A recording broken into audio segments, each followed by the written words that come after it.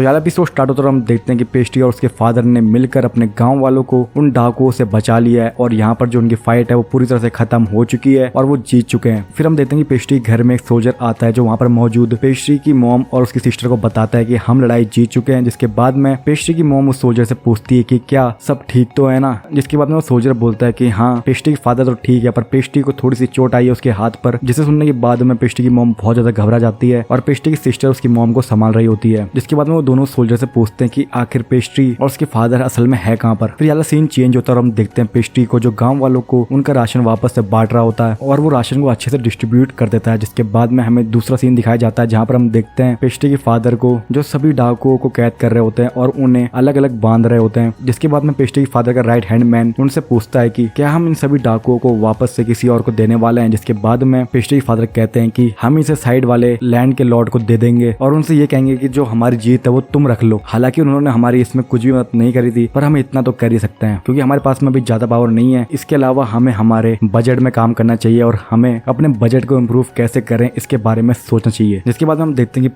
Pastry के father और pastry के फादर के राइट हैंड मैन उन सभी को अवार्ड दे रहे होते हैं जिनने इस लड़ाई में बहुत ही ज्यादा अच्छा किया। फिर हम देखते हैं कि पेस्ट्री के फादर प्रसाद को एक सिल्वर कॉइन और एक स्पेयर दे के सम्मानित करते हैं और उसके बाद में वो पेस्ट्री के दोस्तों को भी बुलाते हैं और उनसे कहते हैं कि तुमने बहुत ही अच्छे से पेस्ट्री का ध्यान रखा, इसीलिए तुम दोनों को 2 तलवार और एक राशन की बोरी मिलने वाली है। और ये सुन के वो दोनों बहुत ज्यादा खुश हो जाते हैं और सब उनके लिए ताली बजाते हैं। फिर हम देखते हैं कि पेस्ट्री के दोस्त अपना इनाम लेकर पेस्ट्री के साथ जा रहे होते हैं जहाँ पर पेस्ट्री उनसे कहता है कि तुम दोनों ने बहुत ही अच्छा किया। जिसके बाद में वो दोनों कहते हैं कि ये सब तुम्हारी मदद से ही हो पाया है। फिर हम देखते हैं पेस्ट्री का दोस्त अपने घर पे आता है और अपने परिवार वालों को राशन की बोरी दिखा के बहुत ही ज्यादा खुश हो रहा होता है और बता रहा होता है कि मैंने पेस्ट्री की बहुत ज्यादा मदद करी थी, इसीलिए मुझे लॉर्ड ने ये राशन की बोरी दी है। जिसके बाद में जो उसके छोटे भाई बहन होते हैं उसकी बहुत ज्यादा तारीफ करते हैं और उसकी मॉम उससे गले लगा लेती है। फिर हम देखते हैं कि पेस्ट्री की दूसरी दोस्त भी अपने घर पे जाके बताती है ये सारी बातें और उसके पेरेंट्स भी बहुत ज्यादा खुश होते हैं। फिर वो देखते हैं कि उनके बीच में पेस्ट्री मौजूद है और फिर वहाँ के आसपास के लोग कहते हैं कि देखो यहाँ पर हमारे छोटे लॉर्ड भी आ रखे हैं, चलो पार्टी करते हैं। फिर वो सब वहाँ पे मिलकर पार्टी करते हैं। फिर हम देखते हैं कि पार्टी के बीच में जो पेस्ट्री है वो अपने स्वीट्स के बारे में वापस से सोचने लग जाता है और उनकी दुनिया में वो खो जाता है। इतने में हम देखते हैं कि पेस्ट्री के दोनों दोस्त बाहर आ जाते हैं और अपनी तलवार को देख के बहुत ज्यादा खुश हो रहे होते हैं। जिसके बाद में वो आपस में बात कर रहे होते हैं और बोल रहे होते हैं कि अगर हमें आने वाले फ्यूचर में पेस्ट्री के रिटेनर बन के रहना है तो हमें बहुत ज्यादा स्ट्रॉन्ग बनना पड़ेगा। फिर हम देखते हैं कि पेस्ट्री के दोस्त बोलते हैं कि क्यों ना हम जाके डाकुओं को देखें और उनको सबक सिखाएं। जिसके बाद हम देखते हैं कि वो दोनों डाकुओं से मिलने जा रहे होते हैं पर बाहर गार्ड उन्हें रोक लेते हैं और बोलते हैं कि बच्चों का अंदर जाना सख्त मना है। फिर हम देखते हैं कि वो बहुत ज्यादा गुस्सा हो जाते हैं और कुछ ऐसी शक्ल बनाते हैं जिसके बाद में वो कैसे तैसे उन गार्ड को चकमा देके जहाँ पर डाकू कैद है वहाँ पर चले जाते हैं और फिर वो डाकू के लीडर को देख के वहीं पर रुक जाते हैं और फिर वो डाकू के लीडर से मिलते हैं और फिर उसके बाद में डाकू के लीडर पेस्ट्री के दोस्तों से कहता है कि हे बच्चे तुम्हें ये तलवार कहाँ से मिली। जिसके बाद में वो बताता है कि मुझे ये इनाम मिली है मेरी बहादुरी की वजह से। जिसके बाद में डाकू का लीडर कहता है कि ये जो तलवार तुम्हारे पास में ये मेरी तलवार हुआ करती थी, क्या तुम्हें पता है कि इससे हम मैजिक भी कर सकते हैं। और उसकी वाली बात सुन के पेस्ट्री का दोस्त उस पर तुरंत यकीन कर लेता है क्योंकि उसे भी मैजिक बहुत ज्यादा पसंद है और वो भी चाहता है कि वो भी मैजिक करे। जिसके बाद में डाकू का लीडर कहता है कि मैं तुम्हें बताऊंगा कि इस तलवार के मैजिक को कैसे यूज कर सकते हैं, तुम्हें बस तलवार को दोनों हाथों से सीधा पकड़ना है। और जब वो ये सब कह रहा होता है उतने में पेस्ट्री की दूसरी दोस्त उसे रोक रही होती है और बोल रही होती है कि तुम्हें इस डाकू की बात को बिल्कुल ही मानना नहीं चाहिए, ये तुम्हें बेवकूफी तो बना सकता है। पर वो उसकी बात को नहीं मानता है और वो उस तलवार को उसके हिसाब से पकड़ता है और उससे कहता है कि जरा मेरे पास में तो आना। और जैसे वो तलवार लेके उसके पास में आता है तब वो उससे लात मारकर दूर फेंक देता है और तलवार नीचे गिर जाती है और वो अपने आप को छुड़ा लेता है और तलवार पकड़ के उसकी दूसरी दोस्त को घायल कर देता है। फिर हम देखते हैं कि वहाँ पर गार्ड आ जाते हैं जिसके बाद में डाकू का लीडर पेस्ट्री के दोस्त का गला पकड़ लेता है और उसके ऊपर में तलवार रख देता है और गार्ड से बोलता है कि पीछे हट जाओ वरना मैं इस बच्चे को मार दूंगा। फिर हम देखते हैं कि एक गाँव वाला भागते भागते वहाँ पर आता है जहाँ पर पेस्ट्री और बाकी सब पार्टी कर रहे होते हैं और बताता है कि लूमी को डाकू के लीडर ने घायल कर दिया है। जिसे सुनकर पेस्ट्री बहुत ज्यादा शॉक हो जाता है और फिर उसके अगले सीन में हम देखते हैं कि डाकू के लीडर ने उस बच्चे को अपने हाथ में ले रखा है और वो वहाँ से भागने की कोशिश कर रहा होता है, बॉस हमें भी बचाओ। पर वो बोलता है कि मेरे पास में अभी टाइम नहीं है और फिर बोलता है कि तुम भाड़ में जाओ और वो घोड़ा लेकर वहाँ से भाग जाता है। फिर हम देखते हैं कि पेस्ट्री लूमी को देखता है, वो बहुत ही ज्यादा घायल हालत में होती है। जिसके बाद में पेस्ट्री वहाँ मौजूद लोगों से बोलता है कि इसे कैसे भी करके बचाओ। फिर वो बाकी सबसे पूछता है कि जरा मुझे बताना तो डाकू लीडर किस तरफ को गया है। और फिर वो अपनी मैजिकल पावर के बारे में बता रहा होता है और बता रहा होता है कि मेरे पास में एक ऐसी मैजिकल पावर है जिससे मैं कोई भी चीज को कॉपी कर सकता हूँ और इसी से मैंने डाकू के लीडर को भी हराया था, उसके ऊपर मैं दूसरे इंसान का दर्द डाल के। जिसके बाद हम देखते हैं कि पेस्ट्री की दिमाग की बत्ती चलती है और बोलता है कि रुको जरा, अगर मैं किसी भी चीज को कॉपी कर सकता हूँ जो मैं देखता हूँ तो इसका मतलब तो ये हुआ ना। फिर यहाँ से वाला सीन कट जाता है और हमें अगला सीन दिखाया जाता है जहाँ पर हम देखते हैं कि पेस्ट्री के फादर को याली सारी बातें पता चल जाती है और उनका राइट हैंड मैन उस सिपाही से कहता है कि तुम लोगों ने उसे रोका क्यों नहीं जो तुमने पेस्ट्री को उनके पीछे जाने दिया। जिसके बाद हम देखते हैं कि पेस्ट्री के फादर को बहुत ज्यादा गुस्सा जाता है और वो खुद ही पेस्ट्री को बचाने जा रहे होते हैं। उसके बाद में उनका राइट हैंड मैन उन्हें बता बताता है कि तुम्हें जाने की बिल्कुल भी जरूरत नहीं है, पेस्ट्री को मैं ही वापस लेकर आ जाऊंगा। और वो बताता है कि अगर गाँव वालों को पता चला इस सब चीज के बारे में, ये तो तुम अच्छे से जानते ही हो, इसलिए तुम मुझे जाने दो, मैं उसे जल्द से जल्द ढूंढ कर तुम्हारे सामने लेकर आ जाऊंगा और किसी को पता तक नहीं चलेगा कि पेस्ट्री गाँव से गायब भी हुआ था। फिर पेस्ट्री के फादर मान जाते हैं। फिर उसके अगले सीन में हम देखते हैं कि डाकू पेस्ट्री के दोस्त को घोड़े में बैठा कर लेकर जा रहा होता है। वो जंगल में लगे ट्रैप की वजह से घायल होकर जमीन पर गिर जाता है और पीछे से पेस्ट्री वहां पर तुरंत पहुंच जाता है और वो डाकू के लीडर से तलवारबाजी करने को तैयार हो जाता है। डाकू के लीडर को बहुत ही ज्यादा आत्मविश्वास होता है कि ये तो बच्चा है, इससे तो मैं आराम से जीत जाऊंगा, पर उसके बावजूद भी पेस्ट्री उससे अच्छे से लड़ता है और उनकी लड़ाई बिल्कुल टक्कर की होती है। पर फिर हम देखते हैं कि उनकी लड़ाई बहुत देर तक चलती है। पर फिर हम देखते हैं कि लड़ते लड़ते डाकू का कैप्टन बहुत ज्यादा जोश में आ जाता है और बोलता है कि क्या हुआ, अब तुम क्यों नहीं लड़ पा रहे हो, क्या तुम्हारी एनर्जी खत्म हो गई। फिर पेस्ट्री अपने दोस्त से कहता है कि जरा मेरे पास में तो आना। फिर हम देखते हैं कि डाकू का कैप्टन पेस्ट्री के ऊपर में हमला करता है और उससे बचने के लिए जब पेस्ट्री अपनी तलवार सामने करता है तो उसकी तलवार 2 टुकड़ों में बिखर जाती है। और फिर उसके बाद में दूसरा अटैक जब डाकू का कैप्टन पेस्ट्री के ऊपर में करने ही वाला होता है, तब यहाँ से वाला सीन चेंज हो जाता है और फिर हम देखते हैं कि वहाँ पर पेस्ट्री के फादर का राइट हैंड मैन अपनी मैजिकल पावर से पेस्ट्री को पूरे जंगल में ढूंढने की कोशिश कर रहा होता है। पर इतना देर ढूंढने के बाद में उसे पेस्ट्री की टूटी हुई तलवार मिलती है, जिसे देखकर वो बहुत ज्यादा घबरा जाता है और उसे लगता है कि अब पेस्ट्री नहीं रहा। जिसके बाद में हम देखते हैं कि अब शाम हो चुकी है और पेस्ट्री के फादर का राइट हैंड मैन पेस्ट्री की टूटी तलवार लेकर उसके घर जा रहा होता है अपना मुंह लटका के। और फिर वो सोच रहा होता है कि मैं पेस्ट्री की मॉम से क्या कहूंगा। पर जैसे ही वो पेस्ट्री के घर में पहुंचता है तब वो देखता है कि पेस्ट्री मस्त अपनी मॉम के गोद पर बैठा हुआ है और उसे देखकर पेस्ट्री के फादर का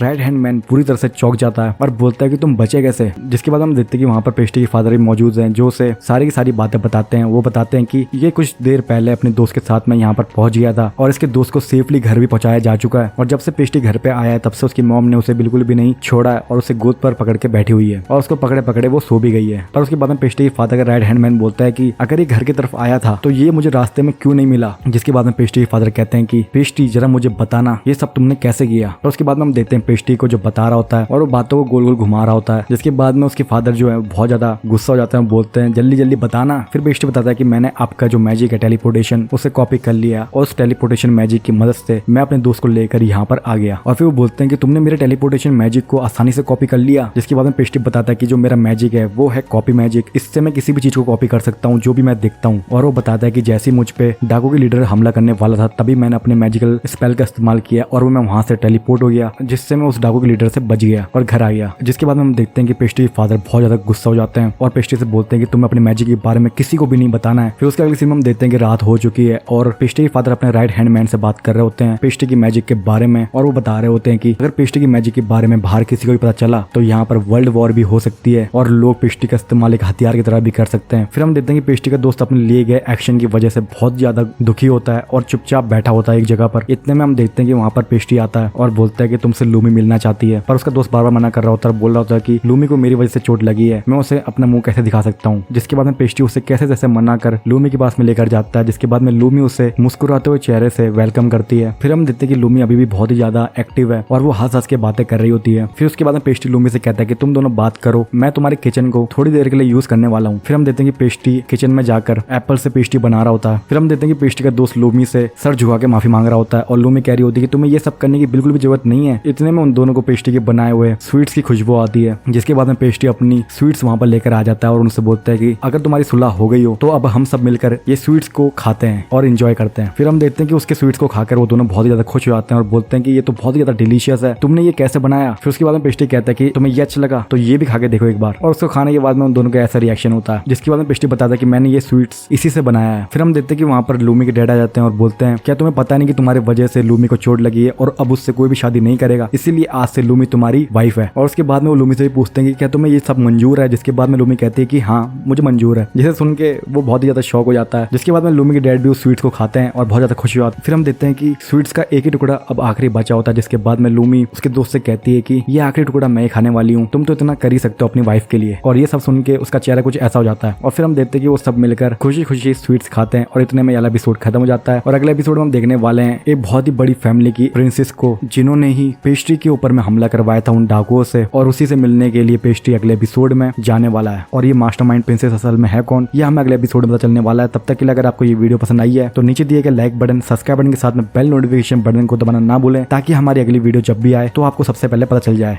What I wanna do, I got a different path from everyone and that includes you.